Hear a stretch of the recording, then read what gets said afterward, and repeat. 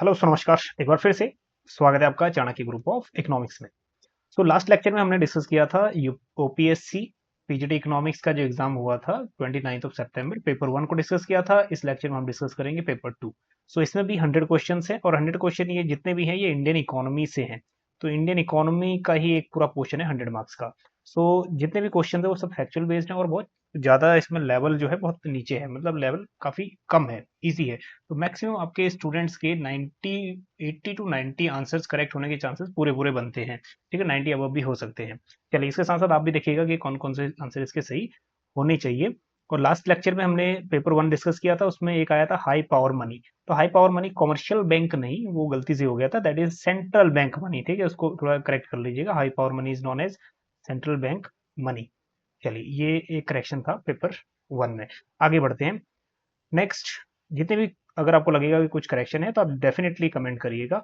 चलिए, last time किसी का कमेंट भी आया था कि आप आंसर्स पे टिक ना करे करें ताकि हमें थोड़ा सा गेस करने में आसानी रहे। ठीक है, थोड़ा एक्साइटमेंट लेवल खत्म हो जाता है। तो इस बार हमने टिक नहीं किए, हम लोग साथ के साथ टिक करेंगे जो राइट आंसर है। So India is regarded as the country with demographic dividend. तो demographic dividends that means demographic dividend में एज ग्रुप हम लोग कैलकुलेट करते हैं 15 टू 64 ईयर। ठीक है, तो ये बी ऑप्शन करेक्ट है। और इसमें जो ये एग्जाम क्वेश्चन पेपर है, क्वेश्चन पेपर किसी कैंडिडेट ने भेजा है और इसमें मैक्सिमम क्वेश्चन उनके सही है। चलिए, आगे देखते हैं। What should India do to attain full benefits of demographic dividends. Demographic dividends जो 15 टू 65 ईयर की एज के जितने भी एम्प्लॉय या जितने भी इंडिविजुअल्स हैं, फुल बेनिफिट्स कैसे मिल सकता है उसका। जाहिर सी बात है, जब हम स्किल डेवलप करेंगे तो राइट अप्रोप्रिएट आंसर इसका यही है, promoting skill development. Next, third, what does venture capital means. तो वेंचर कैपिटल मीन्स, जो राइट आंसर है उसकी तरफ चलते हैं, that is a startup capital provided to new entrepreneurship with a long term growth potential. ठीक है, बी इसका करेक्ट है। नेक्स्ट क्वेश्चन है, in which year small scale industries. ठीक है, small scale industries in India renamed as micro small and medium enterprise, MSMEs. तो right answer है MSMEs act 2006। और याद रखिएगा, स्मॉल स्केल इंडस्ट्री में एक कमेटी है, committee that is Karve committee 1956। ठीक है, ये कमेटी भी इंपॉर्टेंट है स्मॉल स्केल इंडस्ट्री से रिलेटेड, याद रखिएगा। चलिए, अब इसकी क्लासिफिकेशन यहाँ से क्वेश्चन पूछा है, एमएसएमईज की जो इन्वेस्टमेंट क्लासिफिकेशन है, यहाँ से भी क्वेश्चन आया है। चलिए, आगे बढ़ते हैं। Question number 5, which of the following sector does not under the service sector. Service sector के अंदर क्या नहीं आता। ठीक है, रियल एस्टेट आता है, ट्रांसपोर्टेशन आता है, और उसके बाद हमारे पास जो रेस्टोरेंट है या फिर होटल्स है वो आता है, और उसके बाद जो नहीं आता वो है ये। ठीक है, फॉर्मेशन ऑफ इलेक्ट्रॉनिक टेलीविजन, तो वो मैन्युफैक्चरिंग में आ जाएगा। Next, 6, which of the following example does not fall under the unorganised sector. Unorganised sector में क्या नहीं आता। डायरेक्ट आंसर की तरफ चलते हैं, जो राइट आंसर है that is B, a doctor in a hospital treating a patient. Next, where will you find disguise in employment most. ठीक है, मोस्टली अनएम्प्लॉयमेंट डिसगाइज पाया जाता है एग्रीकल्चर सेक्टर में, तो इसमें कोई प्रॉब्लम नहीं है। आगे बढ़ते हैं। Question number 9, which of the following is largest public sector undertakings. तो Indian railway largest public undertakings है। Next, MSMEs are important for nations economy because they significantly contribute. MSMEs का मेन इसका इंडस्ट्रियल प्रोडक्शन भी है export में, and export भी है, employment generation भी है, इनोवेशन भी करता है, तो all of the above should be correct. चलिए, नेक्स्ट, अब माइक्रो एंटरप्राइज इज वन। ठीक है, आपने एमएसएमईज की फुल एमएसएमईज की डेफिनेशन की है जो नहीं है, उस हिसाब से micro enterprise is one whose investment and plant and machinery में उसकी इन्वेस्टमेंट कितना होना चाहिए। ठीक है, जो करेक्ट आंसर है वो है 1 करोड़, दैट इज बी। ठीक है, 1 करोड़। अब एक बात समझने वाली इसमें ये भी है कि माइक्रो में 1 करोड़ और टर्नओवर है 5 करोड़। ठीक है, याद रखिएगा, टर्नओवर है 5 करोड़। उसके बाद जो स्मॉल एंटरप्राइज है इसमें 10 करोड़, और इसमें टर्नओवर लिमिट है 50 करोड़।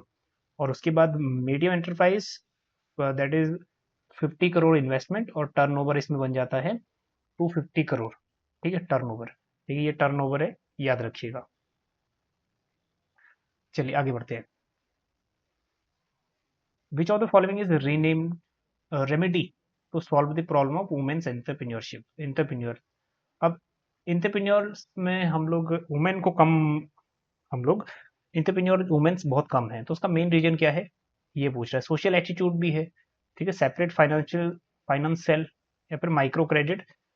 तो इसमें से कह रहा है कि कौन कौन से रेमेडी हो सकता है, which of the following is a remedy, उपचार to solve the problem of women entrepreneurs.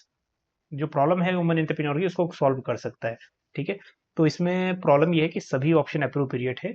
इसमें सोशल एट्रीब्यूट भी चेंज होना जरूरी है, सेपरेट फाइनेंशियल सेल भी बनना चाहिए एक वुमेन के लिए, जैसे वुमेन, हम लोग वुमेन बजटिंग करते हैं ना वैसे ही। और उसके बाद हो गया माइक्रो क्रेडिट फैसिलिटीज। चलिए आगे बढ़ते हैं। Question number 13, the full form of EDP, तो इंटरप्रेन्योरशिप डेवलपमेंट प्रोग्राम इसका करेक्ट आंसर है। Next question number 14, the availability of dash influences industrial location. Industrial location अपनी थ्योरी पढ़ी होगी, मार्केट, लेबर, रॉ मटेरियल, तीनों इन्फ्लुएंस करते हैं इसको, ठीक है। तो all of the above correct है। Next, which of the following can be impact of tightening monetary policy. हाँ जी, मॉनेटरी पॉलिसी को टाइट करोगे तो मॉनेटरी पॉलिसी को टाइट किया जा सकता है अगर हम सीआरआर, एसएलआर को बढ़ा दें, या फिर जो रेपो रेट, बैंक रेट, इसको हम बढ़ा दें, ठीक है। रेपो रेट को बढ़ाएंगे तो बैंक रेट अपने आप ही ऊपर बढ़ जाता है।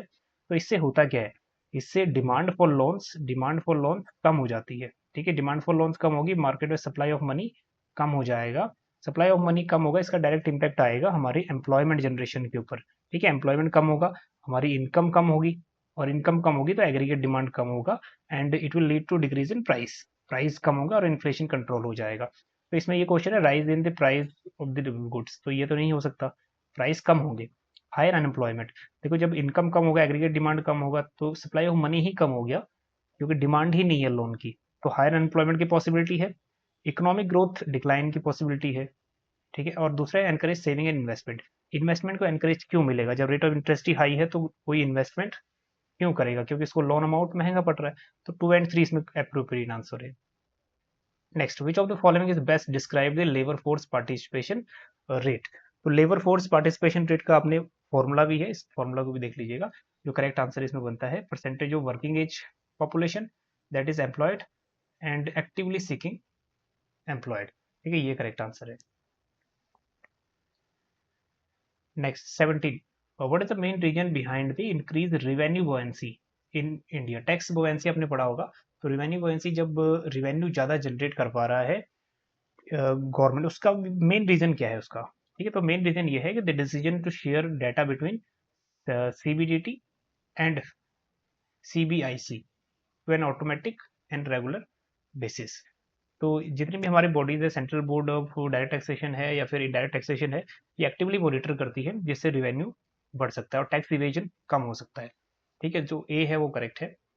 Next question number 18, which of the following was और were necessary steps taken by the government to minimise the impact of inflation. हाँ जी, इन्फ्लेशन को इम्पैक्ट वो कम करना है, and supply shortage on the vulnerable section of the society, ठीक है, पुअर पीपल के लिए, कि इन्फ्लेशन का इम्पैक्ट थोड़ा कम आए। तो उसके लिए गवर्नमेंट ने क्या किया, प्रधानमंत्री गरीब कल्याण योजना, ठीक है, ये भी बिल्कुल करेक्ट है। And maintaining the buffer stocks and reduction of import duties. Import duties, cess और पल्सेस कम किया ताकि क्या हो सके, एक प्राइस कम रहे। Next, increase in export tax levies by the various country, तो ये अप्रोप्रिएट नहीं लग रहा, थर्ड।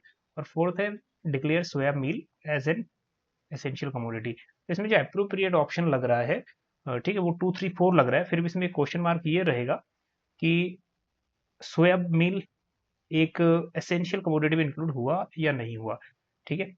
और आपका first and second option correct है, ठीक। और दैट इज 2 3 4 नहीं, इसमें आपका ये आएगा फर्स्ट, सेकंड और फोर्थ, फर्स्ट सेकंड और फोर्थ। लेकिन फर्स्ट सेकंड फोर आपका ये वाला है सी, ठीक है। तो ये सी, हाँ सी सही जा रहा है, that is first second and fourth. फिर भी क्वेश्चन मार्क रहेगा। चलिए आगे बढ़ते हैं। क्वेश्चन नंबर 19, कंसर्निंग द प्रधानमंत्री फसल बीमा योजना, कंसिडरिंग फॉलोइंग स्टेटमेंट। ये खरीफ सीजन में आया था, करेक्ट है, जनवरी में आई थी 2016 में ये scheme. Next, it covers all food and oil seeds crops and annual commercial and horticulture crops, बिल्कुल ठीक है, ये भी second. And this schemes based on area approach, तो एरिया अप्रोच पे ही ये काम करती है, ये भी करेक्ट है। एंड उसके बाद फर्स्ट सेकंड थर्ड करेक्ट है। और फोर्थ देखो, the claims paid ratio in several areas more than 100% against the cross premium, 17 18। और ये भी जो एवरेज है मोर देन 100% ही रहा है। So that is claim paid ratio in several states average more than 100% against the cross premium collected 17, 18, 19, तो ये भी करेक्ट है, तो ऑल ऑफ द अबव इसमें करेक्ट होना चाहिए। क्वेश्चन नंबर 20 देखो, the market where in exchange rates sell and buy once price resolve is called. ठीक है, अब इसमें बात यह है कि एक्सचेंज रेट, जिस एक्सचेंज रेट पे हम सेल बाई वगैरह करते हैं ना, तो इसका अप्रोप्रिएट आंसर, ठीक है, फॉरेन एक्सचेंज मार्केट ही हम उसको बोलते हैं, जहाँ पे फॉरेन करेंसी खरीदी और बेची जाती है। Next terms dumping means, dumping means अपने नेशन में महंगा और दूसरे के नेशन में सस्ता बेचना। सो करेक्ट आंसर चलते हैं हम लोग, so that is sale of goods abroad at a low price below their cost, and इसमें यही आना था, एंड हाई प्राइस, बस हाई प्राइस मिसिंग है इन दी होम मार्केट, तो डी ऑप्शन इसमें अप्रोप्रिएट है, बाकी ये ऑप्शन जो 3 है ये अप्रोप्रिएट नहीं लग रहे। Next question number 22, as per HDI report जो इंडिया की रैंकिंग है वो कितनी है। तो जो करेक्ट आंसर है इस पे चलते हैं 134। अब ये वाली जो रैंकिंग थी इसको हमने डिस्कस भी किया था डिटेल में। चलिए नेक्स्ट क्वेश्चन नंबर 23, अब इसमें क्या पूछ रहा है, the life expectancy in India has increased. तो ये ओपन एंडेड, या फिर अगर आपको नहीं भी क्वेश्चन आता, देखो ये तो हमारी लाइफ एक्सपेक्टेंसी कभी रही नहीं 67, और ये पहले थी लेकिन अभी नहीं है। ठीक है, तो अभी लाइफ एक्सपेक्टेंसी 2022 की पूछ रहा है, तो 67.2 समथिंग है, तो 70 इसका करेक्ट आंसर है। नेक्स्ट, आत्मनिर्भर Bharat is scheme focus on enhancing. तो आत्मनिर्भर भारत एक तो इंपोर्ट सब्स्टिट्यूशन पे काम करता है और एक्सपोर्ट इंडस्ट्रियलाइजेशन पे काम करता है, that is C, P A and B. Next question number 25, the most simple and popular method of measuring economic development is to calculate the trend of GNP at। अब इसमें ये कह रहा है most simple and most popular method, और जो popular method और जो सिंपल मेथड है वो यही है कि जीडीपी को आप बेस ईयर प्राइस से मेजर करो, और बेस ईयर से मेजर करोगे तो ये आपको एक्चुअल रिजल्ट देंगे। कहने का मतलब ये है कि एक्चुअल आउटपुट का ग्रोथ बताएगा, तो इसलिए जीडीपी एट कांस्टेंट प्राइस, ठीक है, इसका करेक्ट आंसर होना चाहिए, और ये बेटर इंडेक्स माना जाता है, रियल जीडीपी बेटर इंडेक्स माना जाता है किसी भी कंट्री के डेवलपमेंट का। चलिए next, the interest amount on the deposits from foreign banks is, interest earn किया है तो वो एक इनकम की तरह ही है, एंड इनकम फ्रॉम एब्रॉड, ठीक है, रीअकरिंग इन नेचर है, तो वो इनकम या फिर रेवेन्यू का ही पार्ट है। If the trade deficit is 1000, हाँ जी, ट्रेड डेफिसिट 1000 का है। Next, and import of goods 2000, import की वैल्यू ही 2000 है, और पूछ रहा है कि तो एक्सपोर्ट की वैल्यू कितनी होगी। देखो हमारा अगर वैल्यू ही हमारी 1000 है ट्रेड डेफिसिट की, तो जाहिर सी बात है हमारा एक्सपोर्ट कितना रहा होगा, एक्सपोर्ट माइनस इंपोर्ट, ठीक है, एक्सपोर्ट हमारा वही रहा होगा 1000, ठीक है, माइनस 2000, तो हमारा जो इम्बैलेंस है ट्रेड का वो देखने को हमें मिला, that is the import value of net export अगर हम बात करें या फिर कुल एक्सपोर्ट की बात करें, दैट वुड बी 1000। ठीक है, तो 1000 करोड़ इसमें करेक्ट है। सिंपल लैंग्वेज में ये देखो कि गैप कितना है, ठीक है, इंपोर्ट हमारा अगर 2000 हो गया और डेफिसिट 1000 का हो गया, ठीक, तो मानने वाली बात यह है कि एक्सपोर्ट हमारा 1000 करोड़ है। Next, India is not a member of which of the following countries. India कभी भी एशियन का मेंबर नहीं है, इसमें 10 मेंबर ही है नेशंस, इंडिया इसका मेंबर नहीं है। Question number 29, the objective of import duties, हाँ जी, objective of import duties, main object duty का मेन ऑब्जेक्टिव ये रहता है कि raise income and restrict imports, income को रेज किया जाए और इंपोर्ट पे रिस्ट्रिक्शन लगाई जाए। नेक्स्ट, EXIM policy, export import policy है, that is a trade policy, और इसका टाइम भी याद कर लीजिएगा 1982। Next 31, dash contributes the major share of foreign exchange in total Indian services, software experiences, so that is software services highest share है।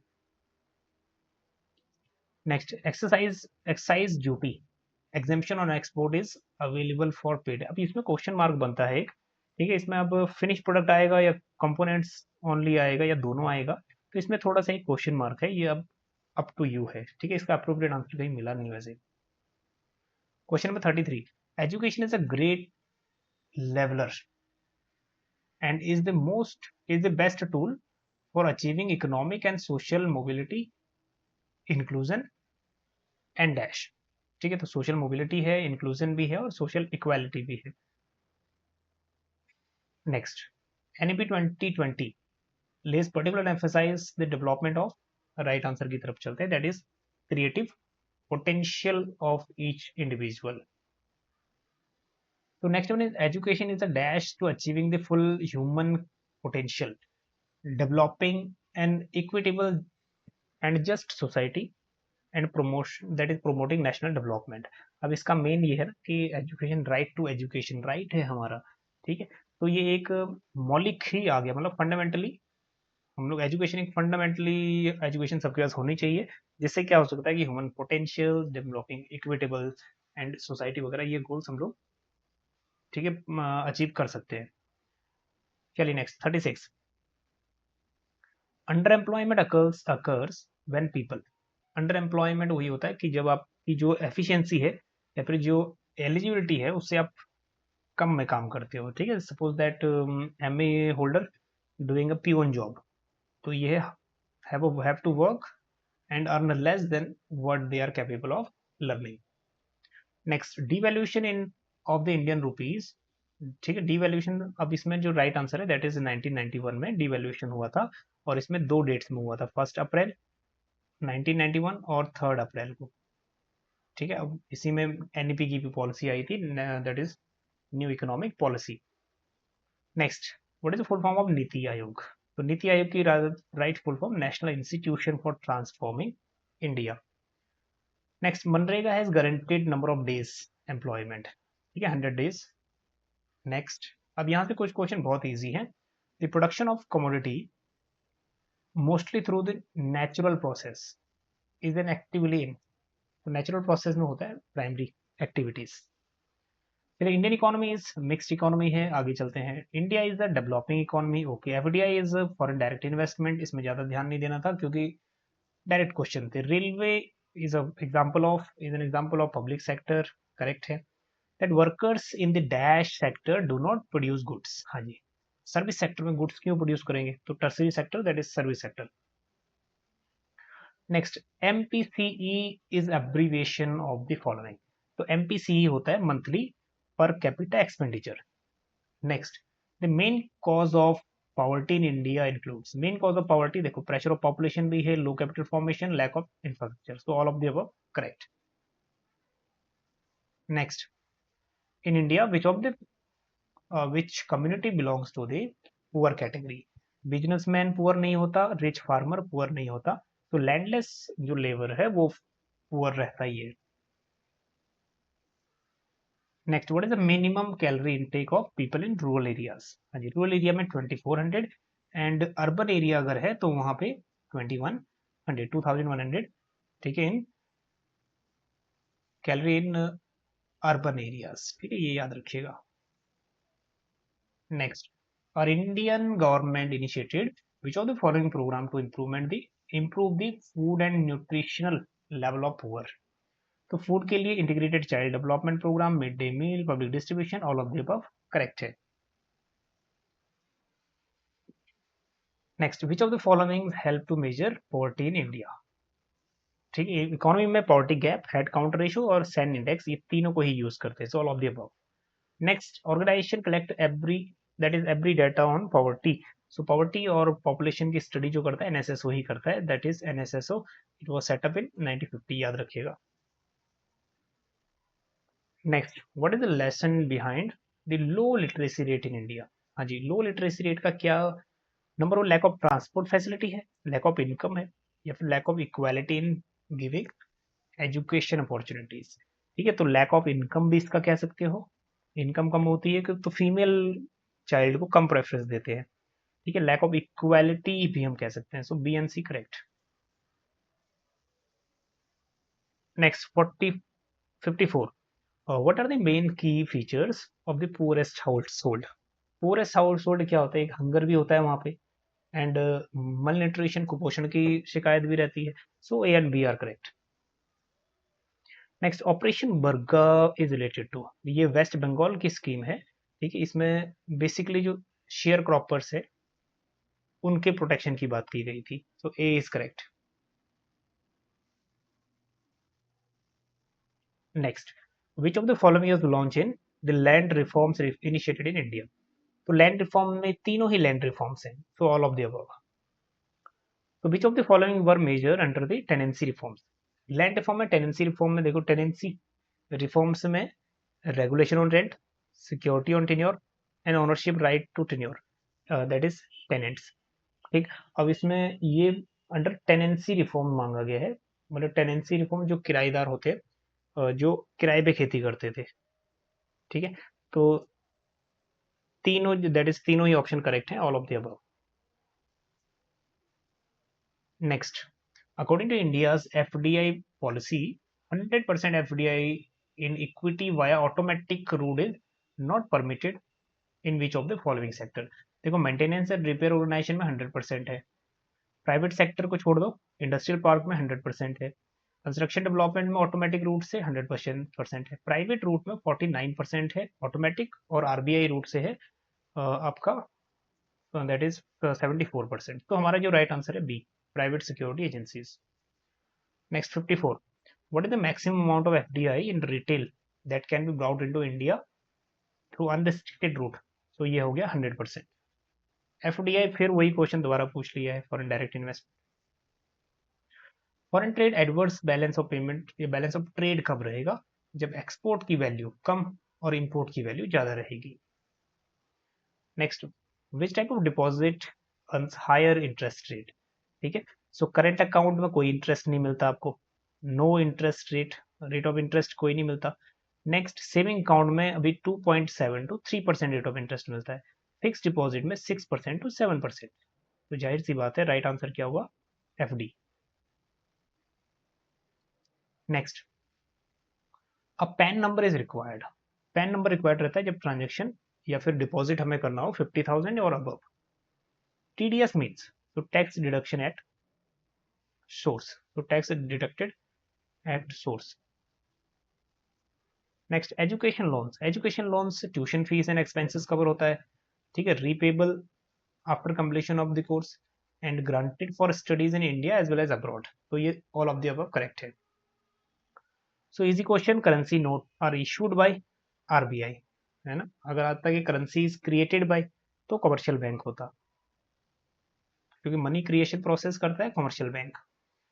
Next, KYC, know your customer, ATM, automated teller machine, ये भी काफी easy question दे दिया यहाँ से।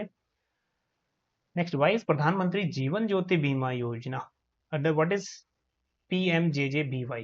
सो ये cover करता है लाइफ इंश्योरेंस 2 लाख रुपीज तक का, और एक्सीडेंटल इंश्योरेंस कवर करता है। So both A and B is correct. Next, what is Atal pension Yojana? Social security unorganise sector में प्रोवाइड करता है, एग्रीकल्चर सेक्टर में। उसके बाद अनऑर्गेनाइज्ड कोई भी हो सकता है, चाहे वो इंडस्ट्रियल भी अनऑर्गेनाइज हो सकता है और एग्रीकल्चर भी। Encourage worker to save for their retirement voluntarily. Next, fix pension शुरू हो जाएगी जब आप 60 ईयर कंप्लीट करोगे। So all of the above. Next, 71, which of the following statement is true about demand deposit?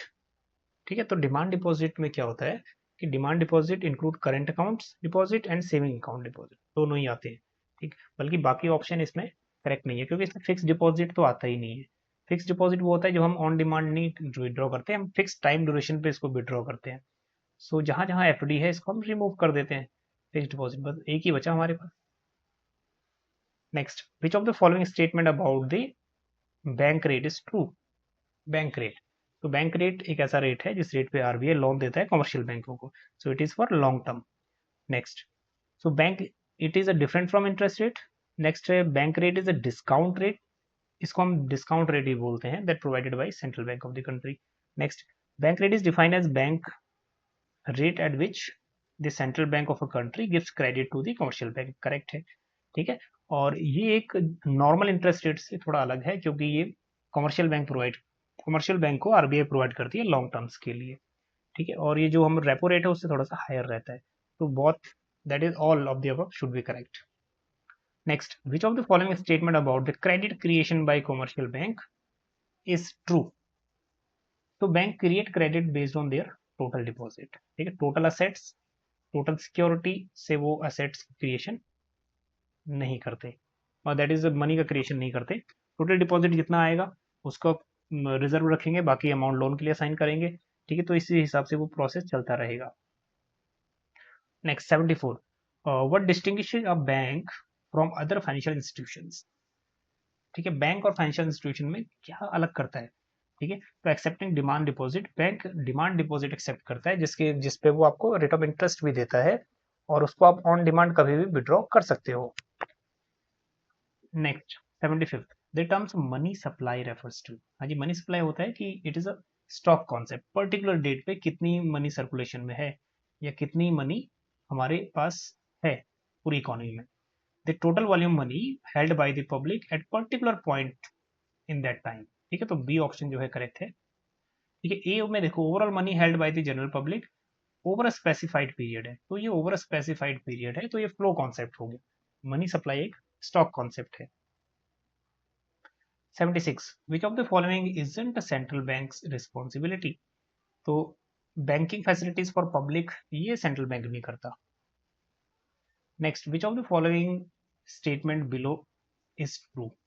So liquid money, most liquid कौन सा है, M1। ठीक है, M1 is most liquid, then उसके बाद M2, then M3 and least liquid is M4। ठीक है, याद रखिएगा। Next, which of the following is closest to money. Now it is asking near money. Near money होता है जो इजीली कैश में कन्वर्ट हो जाए। ठीक है, तो सिक्योरिटी और बॉन्ड्स इन दोनों दोनों ही क्या है, कैश में कन्वर्टेबल है, जिसको हम कन्वर्ट कर सकते हैं। ठीक है, तो ये दो है, बल्कि इंश्योरेंस पॉलिसी में ऐसा नहीं होता। तो A and B correct. Next, RRBs are managed by. RRBs manage होते हैं बोर्ड ऑफ डायरेक्टर्स के थ्रू। अब इसमें जितना भी रेगुलेशन है, इसमें रेगुलेशन करता है, रेगुलेटर काम करता है आरबीआई। ठीक है, और उसको मैनेज का काम करता है ये बोर्ड ऑफ डायरेक्टर्स। और इसमें जितनी भी इसकी फंक्शनिंग है उसको सुपरवाइज भी करता है नाबार्ड। याद रखिएगा, नाबार्ड इसको सुपरवाइज भी करता है क्योंकि एपेक्स बॉडी माना जाता है एग्रीकल्चर लोन का। Next, when the Reserve Bank of India raise the cash when CRR increase what would happen in the economy. ये क्वेश्चन पूछ रहा है कि CRR जैसे बढ़ाएगा तो रिजर्व अमाउंट बढ़ेगा, रिजर्व अमाउंट बढ़ेगा तो मार्केट में जो अवेलेबिलिटी ऑफ फंड है, जो मनी सप्लाई है, वो कम हो जाएगा। ठीक है, तो इसका डायरेक्ट इंपैक्ट पड़ेगा money supply, so decrease in money supply. Next 81, which of this is most widely utilised monetary policy tool. सबसे ज्यादा जो मॉनेटरी पॉलिसी टूल यूज होता है वो है ओपन मार्केट ऑपरेशन। ठीक,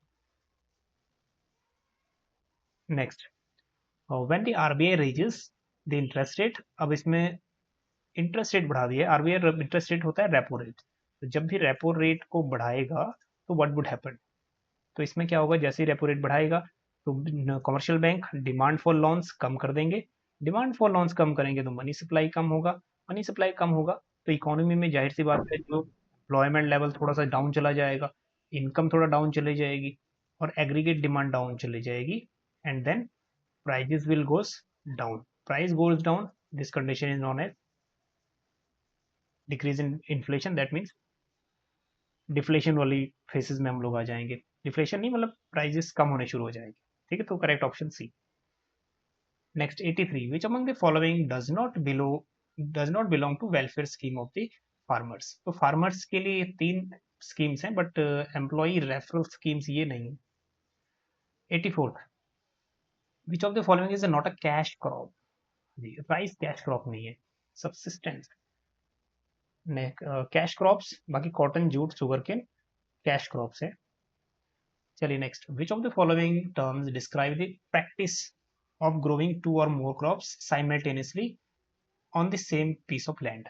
अब जब भी हम सेम पीस ऑफ लैंड पे साइमल्टेनियस दो या दो से ज्यादा क्रॉप्स उगाते हैं तो उसको इंटरक्रॉपिंग भी बोलते हैं और मिक्स क्रॉपिंग भी बोलते हैं।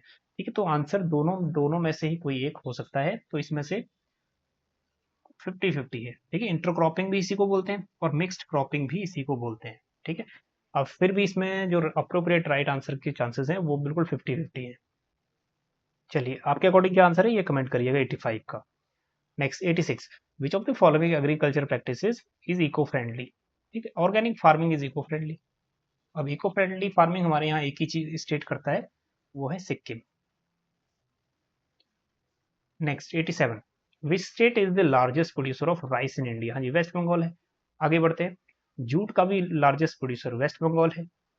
Contractual agreement in money terms between the farmers, manufacturer and firms, input supplier, इसको हम बोलते हैं कॉन्ट्रैक्ट फार्मिंग, जो फार्म बिल 2020 का एक हिस्सा था। ठीक है, इसको अप्लाई नहीं किया बाद में। Next, Indian agriculture is typically characterized, land scarce है इंडिया में, बहुत स्कार्स है लैंड, कम लैंड है, बल्कि लेबर सरप्लस है। Next 91, the object of subsistence farm is to produce. Subsistent farm होता है अपने लिए प्रोड्यूस करना, फैमिली नीड्स के लिए प्रोड्यूस करना। So only essential food crop for the family. Next, the income of the farmer is compensated in terms of crop failure. Income अगर farmer की कंपनसेट करनी है तो क्रॉप फेलियर से, क्रॉप फेल हो गया, हैवी रेनफॉल नहीं हुआ या फिर बाढ़ आ गई, तो उससे हम लोग क्रॉप इंश्योरेंस स्कीम से कवर कर सकते हैं। Next, in context with the share market in India, public issue refers to which of the following? Public issue में दो चीजें आती हैं, एक देखो आईपीओ, इनिशियल पब्लिक ऑफरिंग आता है, और इनिशियल पब्लिक ऑफरिंग जो आईपीओ है, ये आजकल एक्सचेंज मार्केट में बहुत चलता भी है, आप लोग देखते हो ना, आईपीओ लॉन्च हुआ है, आईपीओ लॉन्च हुआ है, तो वो फर्स्ट टाइम क्या करता है, issuance of shares of a company via stock exchange. ठीक है, तो ए ऑप्शन इसमें अप्रोप्रिएट है, ये करेक्ट होना चाहिए A. 94, self help group are related to which of the following method? अब सेल्फ हेल्प ग्रुप जो होते हैं वो माइक्रो फाइनेंस ग्रुप भी है। सेल्फ हेल्प क्या होता है, ग्रुप है, कुछ इंडिविजुअल का सपोज करो ग्रुप है, तो ये इंडिविजुअल आपस में ही मनी कलेक्ट करते हैं मंथली, और अगर किसी को जरूरत हो तो उसको फाइनेंस, मतलब उसको पैसे दे देते हैं। ठीक है, तो सेल्फ हेल्प ग्रुप एक माइक्रो फाइनेंस की एक मॉडल है। फाइनेंशियल इंक्लूजन की भी काम आ रहा है ये। ठीक है, जो सेल्फ हेल्प ग्रुप है ये फाइनेंशियल इंक्लूजन का भी काम कर रहा है, तो ये दो तो करेक्ट है।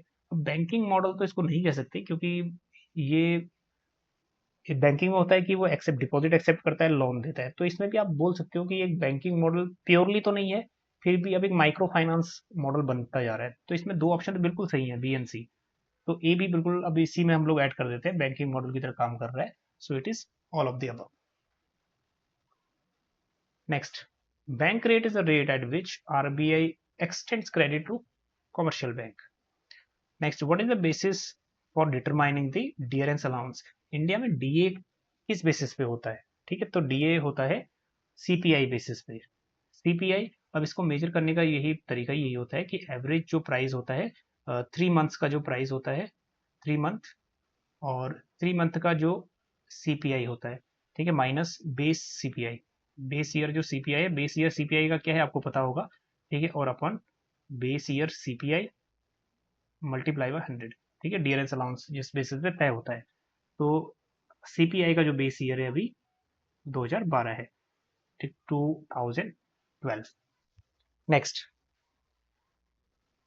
97, which one of the following is not feature of value added tax? अब ये क्वेश्चन, इसमें देखो ये वाला जो क्वेश्चन है, it is multi point destination based tax, it is tax divide on the value addition at each transaction stage in the production और distribution chain, and it is a tax. अब ये पूछ रहा है कि कौन सा इसमें से फीचर नहीं है, नॉट फीचर। ठीक है, तो मल्टी पॉइंट डेस्टिनेशन तो है, हर पॉइंट पर लगेगा ये।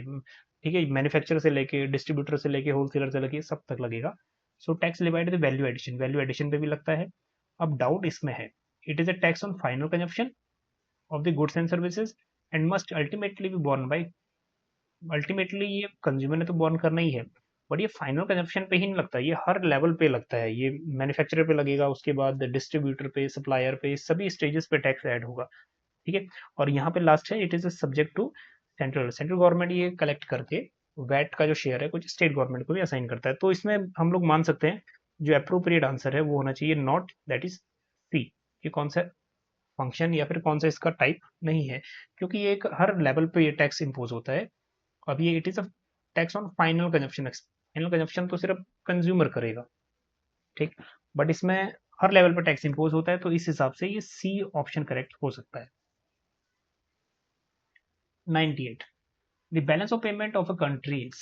अब बीओपी क्या होता है, ट्रांजेक्शन होती है एक कंट्री की दूसरी कंट्री से, तो यहाँ जो अप्रोप्रिएट आंसर है वो है economic transaction between the government of one country एक देश की कंट्री की गवर्नमेंट दूसरे की कंट्री दैट इज गवर्नमेंट दूसरी कंट्री की गवर्नमेंट से हम इकोनॉमिक ट्रांजेक्शन करते हैं, एक्सपोर्ट एंड इम्पोर्ट दोनों आते हैं। बल्कि जो ऑप्शन 1 है इसमें सिर्फ इम्पोर्ट लिखा हुआ, all import and transactions of a given period normally a year. तो जो अप्रोप्रिएट आंसर है वही है, transaction between the government of the country to another. चलिए, तो इसमें अब इसमें एक बात ये भी है जानने वाली, economic transaction between the government of a country. अगर हम लोग ये माने कि जो बीओपी अकाउंट है, बैलेंस ऑफ पेमेंट अकाउंट है, इसको मैनेज, ठीक है, इसको गवर्नमेंट भी इसको इंटरफेयर करती है, तो ये आपका आंसर सी करेक्ट है। ठीक है, नेक्स्ट, अब इसमें सिर्फ ऑल इंपोर्ट्स लिखा हुआ है एंड ट्रांजेक्शंस, तो इस वजह से हम लोग इसको अप्रोप्रिएट नहीं मान रहे। Next 99, disguise in employment generally means, तो जहां एमपीएल जीरो हो जाता है वो डिसगाइज इन एम्प्लॉयमेंट है। Next, which of the following is likely to the most inflationary effect. ये क्वेश्चन प्रीवियस ईयर में भी आ चुका है। मोस्ट इन्फ्लेशनरी तब होता है जब आरबीआई नई करेंसी प्रिंट करती है, ठीक है, डेफिसिट फाइनेंसिंग को कवर करने के लिए। चलिए, तो इसको हम लोग डेफिसिट फाइनेंसिंग भी बोलते हैं इसको। हम लोग फाइनेंस कर रहे हैं, डेफिसिट को कवर कर रहे हैं बाय प्रिंटिंग न्यू करेंसी। तो ये टर्म्स बहुत इंपॉर्टेंट है। चलिए, तो ये टोटल हो गए 100 क्वेश्चंस। अब चेक करिएगा कि आउट ऑफ 100 क्वेश्चंस आपके क्वेश्चन कितने सही थे। ठीक, चलिए, तो इस सेशन में इतना ही। आप एक बार कमेंट करिएगा कि आपके कितने क्वेश्चन सही बनते हैं। बल्कि अगर कोई डाउट भी रहेगा किसी क्वेश्चन में तो कमेंट जरूर करिएगा। चलिए, मिलते हैं आपको नेक्स्ट सेशन में किसी एक नेक्स्ट टॉपिक के साथ। Thank you so much.